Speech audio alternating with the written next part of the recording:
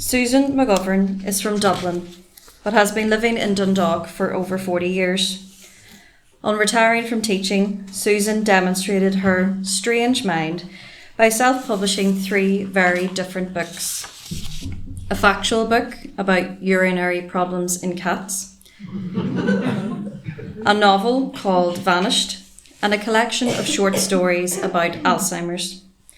Recently, 2 of her children's books in the She Team series have been published, and she has just completed a 3rd. Such wonderfully diverse torments. Tonight, she presents Mag's Halloween.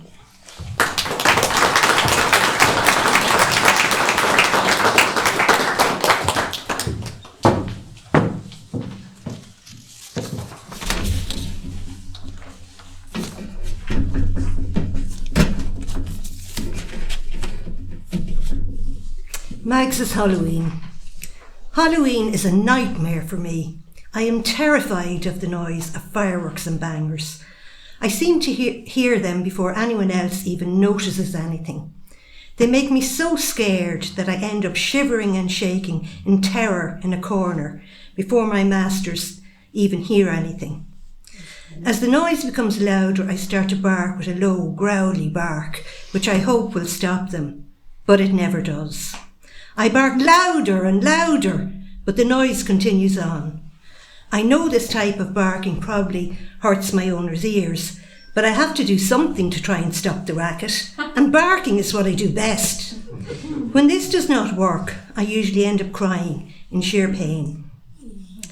I am a 10-year-old dog called Mags, and I have endured 9 torture-filled Halloweens. This is supposed to be one day on the 31st of October, but where I live, the bangers and fireworks start in the middle of September and continue on until the middle of November. It is pure hell. Normally, I'm a very easygoing, happy dog, but Halloween brings out the worst in me. It's hard to be happy when you're in agony. I love my current masters and the very pleasant home that I have, but it wasn't always like this. My first owner was a very cruel man who used to beat me for the smallest thing. He kept me tied up outside, and I never got to run around and play like most normal pups. He came home one night roaring and shouting, and before he even went into the house, he gave me an almighty kick in the head.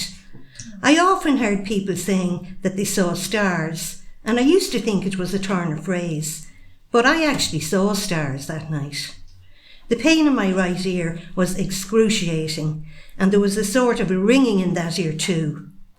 When I went to raise my 2 ears to listen out and see if my owner was coming back, I could not lift the right ear at all, and I have never been able to do so since that night. Well, that did it for me. I decided I wasn't staying another night with this vicious man. As soon as he went into the house, I started eating through the rope that kept me tied to this horrible place and wicked man. It only took me an hour, and as soon as I was free, I jumped over the wall and ran as fast as my legs would carry me. When I was far enough away that he would not find me, I slept under a bush until I got right. I was really lucky the next morning to run into my current owners out for a walk, and they took to me straight away. To cut a long story short, I've been with them ever since and have been treated like a princess.